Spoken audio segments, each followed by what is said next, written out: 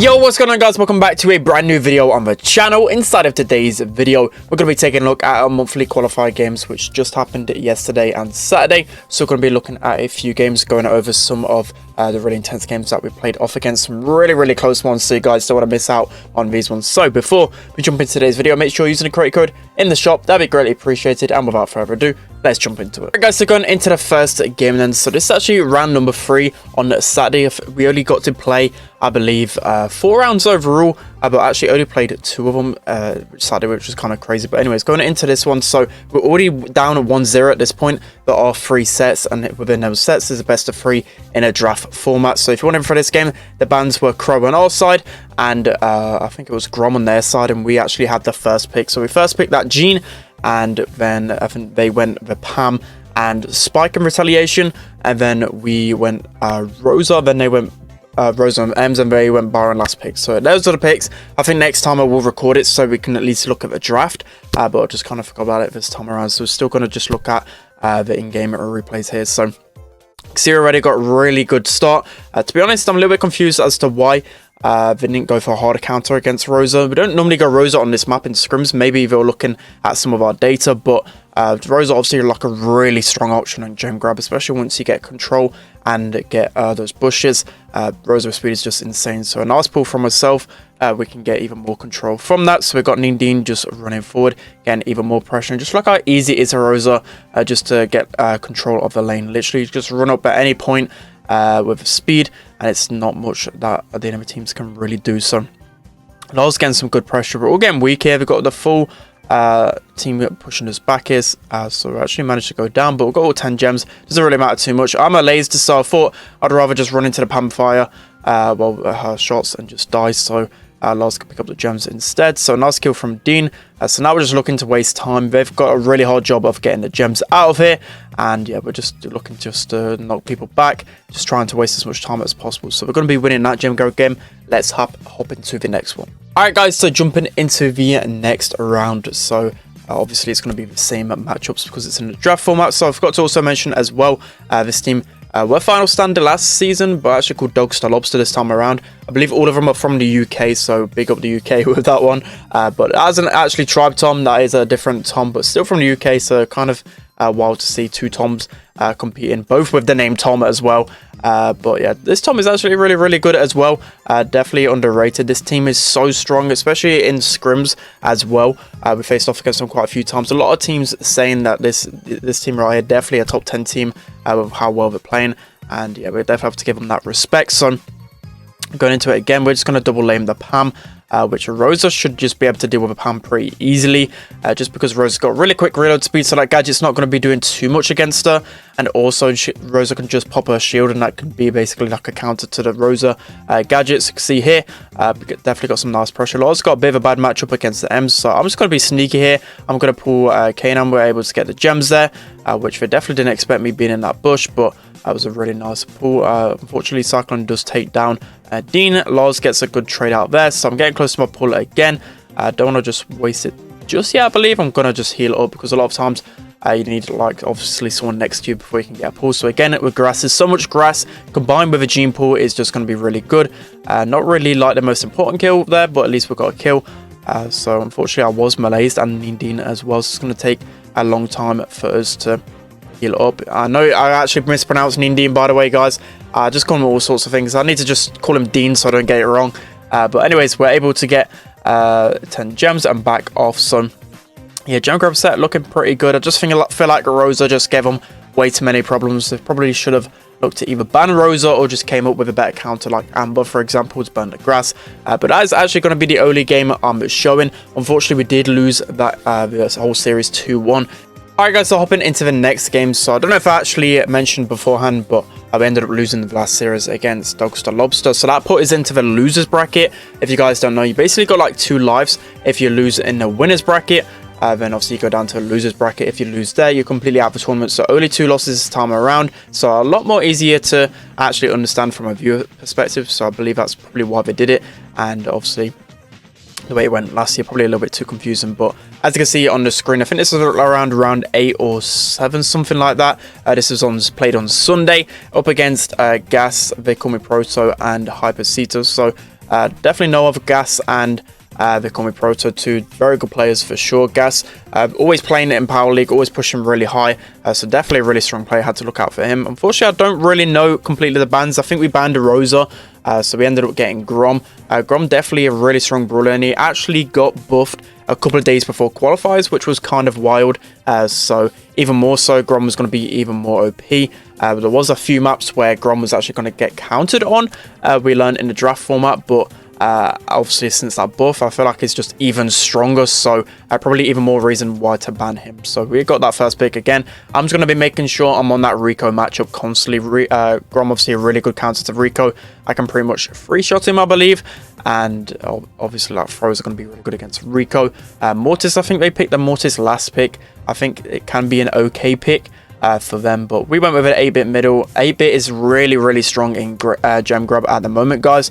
I know a lot of people were saying, I believe in a Twitch chat, that like 8-bit was just not a good pick and some maps that we went him on, but 8-bit is one of those brawlers which a lot of teams just go pretty much straight away. Like 8-bit, Pam, those are going to be like the better mids in gem grab at the moment, just because they're much better against those aggro brawlers. Like Bell and Byron aren't really that great against aggro brawlers, so that's why we went in. So you can see so far in the gameplay, we're doing pretty well. Definitely managing to pinch and play as a team really well. So that's going to be the first game in gem grab. Let's hop into the next one. All right, guys, so hopping into the next game. 60 there. Everyone playing really well. So again, I'm looking to switch my matchups. So I actually, for the first time, went speed on Grom on this map.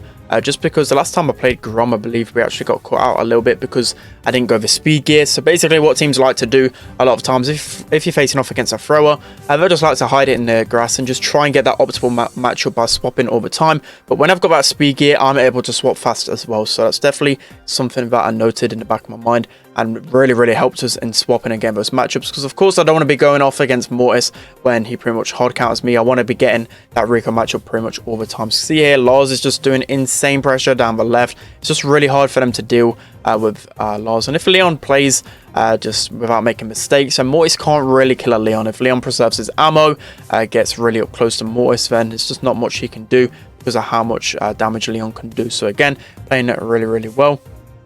To be fair, I don't think these guys actually scrim much. I believe on Twitter after the games, but did say they didn't scrim much, but definitely a good team. So we can see here with my super able to delete the Mortis. So I just feel like they probably drafted a bit badly, because Jean isn't one of those mids that's used too often. Maybe if like Pam or 8-bit was banned, then maybe you'd go Jean, but I feel like there's a lot better mid options than Jean. They weren't able to get the pressure that 8-bit is able to provide. So that's going to be set number 1 to us. Let's hop into set number 2. Alright guys, so going into the second set in knockouts. So again, I need to record those draft phases the next time around, but for now we just got the replays. So I believe the bans, I'm trying to think off the top of my head, I'm guessing Byron was definitely banned and probably Tix. So already they've got Grom, so they first pick Grom. So again, in scrims, Grom wasn't really first picks often, because on a lot of maps you could counter him with aggressive brawlers, but literally, I know it's only 1 shot difference, but 1 shot less to get your super is obviously going to make a big difference in game modes like knockout, especially because you're basically going to have that super in every round. See here, Lars trying to get some pressure to get his super, so we thought we'd go Pam to counter Daryl. Those are literally, I think, a game against a Dogster Lobster, I think it was, where the enemies literally went Pam to counter our Daryl or any aggro, and they had like Pam and double thrower, and it just destroyed us because that Pam gadget just completely counters Daryl. Nothing Daryl can do. So that's why you're seeing Pam pretty strong in the meta right now. Honestly, definitely the most underrated brawler in the game in my opinion. She's so strong against aggro. That gadget just completely destroys them, and just got really high amount of HP. So so far not going too well. I've been marked right here. It's kind of hard for Leon to do anything, so a big mistake we actually made on this map is not really go a thrower. I feel like a thrower is pretty much vital in knockout just because of the pressure, but a lot of games as well will literally go down to the gas. But see here, I didn't communicate it to Dean, unfortunately, and somehow he's able to get a roll off and kill Dean. So that was kind of wild. So I felt like we could have definitely won that game if it weren't for me not communicating the pool. I just thought there was just no way he was going to be able to survive, but somehow he's able to get that roll off. So that's going to be round number 1 to them. But let's hop into the second round. All right guys, so jumping into the second round. So that time around, just really was struggling to try and get into the game.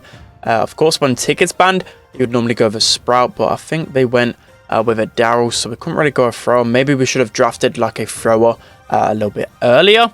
But yeah, we're stuck with the Gene and the Leon. So Gene is really strong in knockout, obviously because over time he will get his pull. But a lot of times you got to be careful with a Gene pick because the enemies will tend to go a brawler that can tank the pulls. So for example, a lot of people go Tick, so a Tick can tank the pulls with head. You've obviously got Grom with his gadget that can easily tank a pull. And you've got other brawlers like Tara can be used, for example. You get what I mean. Leon as well with his gadget. You can see here Dean with a really nice gadget. He's able to counter the Daryl. That's what I'm talking about with Pam. So literally Daryl, there's just no way he can roll onto a Pam. He's never going to be able to get a kill because of that gadget. It's just so broken. I feel like it's actually deserving of a nerf. Like that gadget literally carries Pam in the meta 100%. So see here the circle is closing it down. Grom's going to get a super onto Dean. He's going to get really weak. And yeah, there's just no way I can clutch this in this situation. Especially considering I'm only a Gene. Maybe if I was like a Daryl or maybe a brawler that was able to tank something. Like, I don't know, like a Tick with his head. I would have been able to clutch that. But yeah, not able to. I'm going to preserve my pull. A lot of it in knockout as well. You've got to make the judgment to not waste your supers because you don't want to have the domino effect, right? You don't want to just use all your supers and gadgets and then not have anything for the last round. So I thought I'd save my pull the next round. Daryl with a really nice pull there. He's able to catch me off guard. So again, a little bit of a mistake from myself, just pushing up, getting tapped a little bit too much. And then Daryl with a really nice roll. So yeah, it's not much that we can really do in this situation. They've got a thrower. They've got Daryl, who's the best brawler in the game. It can easily counter anyone with a roll.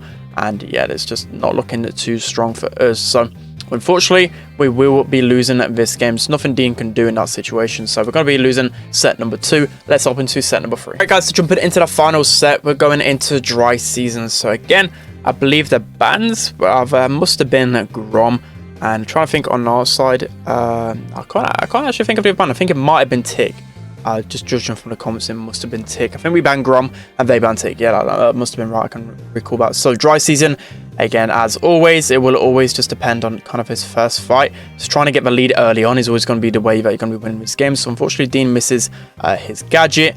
Again, like Dean's going to be one of the best people in the game when it comes to those long-range brawlers. He's an insane Bell, Piper, Byron, all these long-range brawlers. It just taps with crazy. So looks like Laura's going to get a good kill on the Byron. So Leon's going to be insane going into this just because, of course, like up close, there's nothing that the enemy teams can really counter against. They gave us a Gene as well. So I think they went, well, for their first 2 picks, I think they went with Bell.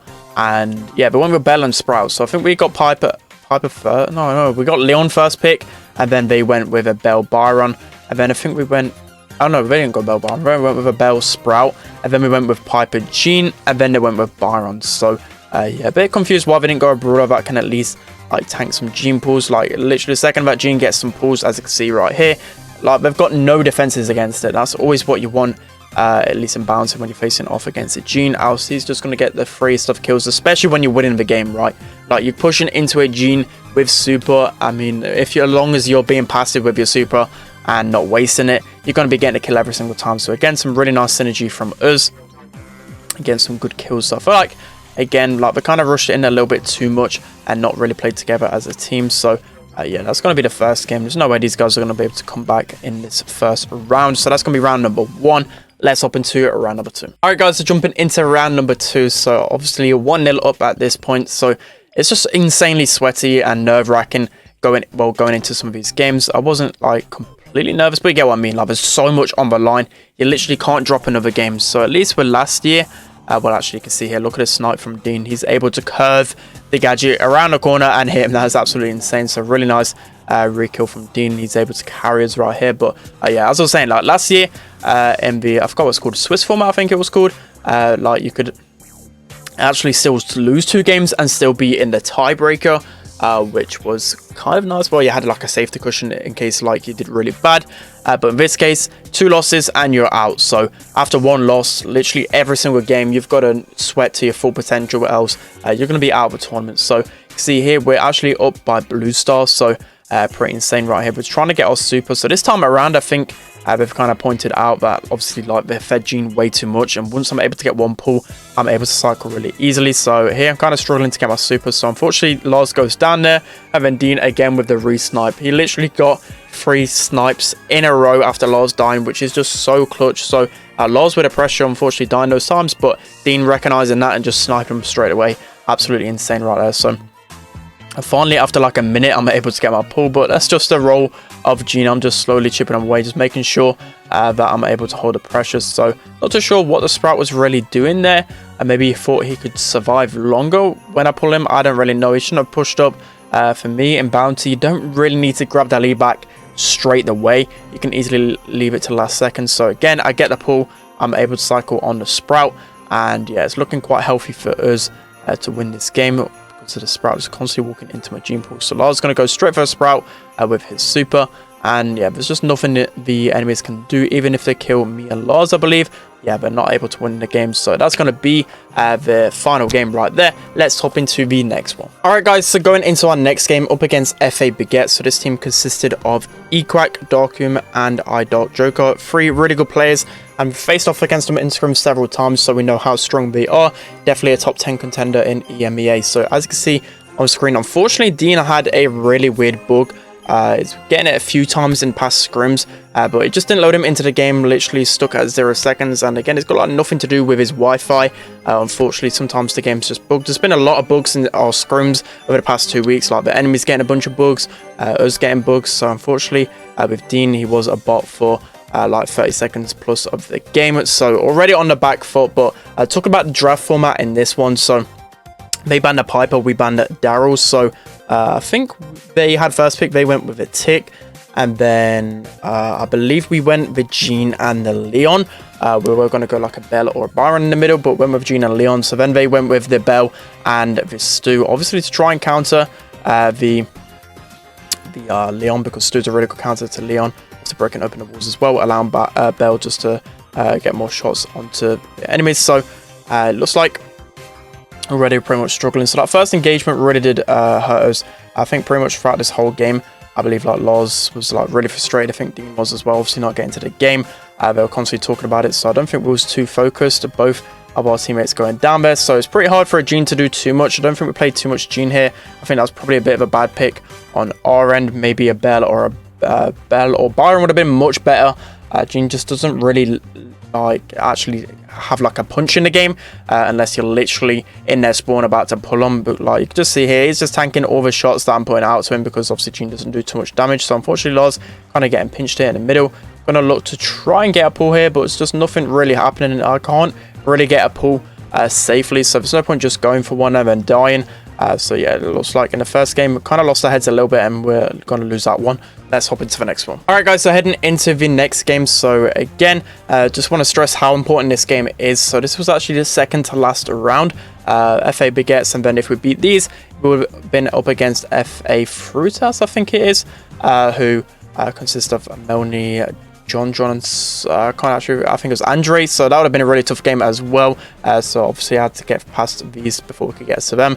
So unfortunately, Bell Trap, we're going to go down. So a little bit too aggressive from myself, kind of getting lured into that Bell Trap. So some really smart Bell Traps from Joker there. So Dean going to go really low, nearly goes down to the Tick. So this is much better this time around. You can see already, obviously, like Dean not disconnecting at the beginning, we're able to get some good pressures. So Lars getting good pressure with the Leon. I get a really nice pull on the Equack, but unfortunately we're down by the blue star, but we've still got a minute left. As long as we're keeping this pressure, we're gonna probably look to try and get the lead back. So again, getting hit by the trap, we're able to just evade it. So they're all the way in the spawn. So really the only ways we're gonna get kills here, like safely, is by getting like a Gene Pool, a Grom Super or something like that. So 50 seconds left. Again, we're just kind of playing it safe, just trying to build towards all of our supers, because we've got Leon Invis, Gene Pool, Grom Super, all really good supers. So you can see here, Joker just trying to get us back a little bit more. So his last trap right there. So again, 30 seconds left, just trying to pinch the enemies down a little bit. Leon working towards his super. And yeah, the only brawler I can't really pull here is Tick. So also can't really go towards that Tick. Again, 25 seconds left. I don't want to make any kind of game changing moment right here, because it's going to be really hard for us to actually get out with the lead if we do it so early. So again, Joker trying to push us back with Bell. 15 seconds left here, so kind of just waiting for Dean to push up. I don't really want to go up here, so unfortunately I didn't have any ammo and I couldn't get down that Tick head. So that's really going to prevent my push. And yeah, literally the bell is one shot. I don't know how we didn't get the bell down, but somehow we're able to get someone down, and then Lars dies, and then they just somehow get the lead. So yeah, really unfortunate there. Maybe if I preserved one piece of ammo, we probably could have pushed and got a pull there. So yeah, really unfortunate timing there. Of course, with a glitch and then just some misplays. But let's hop into the next. All right, guys, so going into the first game here of Safe Zone. So already 1-0 down. We can't afford to lose any more games. So in this draft format, we had first pick. I believe we banned Piper. I think they banned Piper as well, or Grom, which really like changed up from our strategy going into this. I believe we had a talk beforehand, completely changed the way we've been scrimming. Like before, we normally ban Daryl when we have first pick, because Daryl's quite good when you can go two options. Like you can go Daryl and then another brawler that might counter Daryl, which you can normally do. So we went with Colette as the second pick, and then Lola as the third, and then I believe they picked the Rico last. So yeah, that's how it's kind of going at the beginning. So straight away we're going to be pushing up. Colette can be really good paired with a Baron, especially in Heist, and with a Daryl on the team. Colette's one of the best counters to Daryl, so of course you got to kind of go like a hard counter. So already getting some nice supers on the safe, trying to get my matchup towards the Daryl, but Rico doing a good job of keeping us low. Daryl gonna roll on in here. We're literally having to use so many resources to get Daryl down because of how strong he is. It's just crazy how strong he is right now. Equate gonna go down as well, and that's really important in getting us some control. So yeah, Daryl can easily just roll across the lake here. That's why he's so strong. He can easily just roll across. He's basically guaranteed to get a kill every single time, and if he doesn't get a kill, at least he's going to get the opponent, well, as weak, so his teammates can actually finish us off. But see here, he's just going to heal up. He's got his roll again, and it's just so much pressure with Daryl. So definitely a brawler we should have banned 100% going into it. We always used to ban him, so a bit strange for us not to. So yeah, looks like Daryl not going to get the most damage here. So again, I'm going to get my super off. I don't think I actually hit the safe there, but I'm basically able to chain my super pretty much right there and get some lane. We'll get some pressure. Lars with a nice kill onto Daryl there. He's going to use his gadget and get even more damage onto the safe. Rico's going to use a super here. So Rico, obviously like a really good pick. Normally you use like a wall break option with a Rico, but I think it's just really good defensively, and especially if you just get literally one bit of pressure. We haven't got a wall break, so if he gets into our corner, Rico's going to be doing a lot of damage. So yeah, we've got good control here. 20 seconds left. Dokum's going to go in. I'll just fall back just to get, I think I need like one more shot towards my super, or 2 shots towards my super, so I'm just going to try and kill him. We've got the lead, so I know that literally we need to kill him, and then we pretty much won the game. So that's going to be the first game going to us. Let's hop into the next one. All right, guys, so heading into the second game then. So as you saw, first game, it was pretty comfortable first win. Honestly, we didn't have too much trouble, but this time around looks like they've definitely adjusted. So they've put Rico on the left and then Daryl on the right. Of course, Colette, I want to always be on the Daryl, but obviously going across down the right hand side, it's not going to be really the best. And over time, Daryl is going to get his super, so I'm kind of forced to try push him a lot of the time, but he can always just hide behind a wall, and it's kind of hard for a Colette to finish him off. So yeah, Rico's going to switch his position. I'm just going to use a super on the safe. Already got that 10% on, which is pretty decent. Lars is going to go just weak on the Rico. That would have been really good if he got the kill on the Rico. We would have got a lot of positioning from that, but unfortunately we won't be able to get a kill. So Daryl's going to go low here. Joker's going to use a gadget to stay alive, and this is exactly what I'm talking about with Rico getting in that position. It just wastes a lot of time, and obviously we've got to try and use our super to get him out, so we're going to be using a full super to get him out there. Fortunately, he didn't do any damage to the safe, but still it's allowed his teammates to get position in the middle. So yeah, Bell is so strong, especially with countering literally all 3 of our brawlers. Bell's amazing against Colette, amazing against Lola as well, so probably not the best option going Lola from us. So a nice flash from Dean. He's able to basically get a double kill there. So now we've got the positioning, but literally with 1 minute 30 gone into the game, no damage really dealt to their safe. And yeah, we've still got Daryl. One good Daryl can literally get so much damage.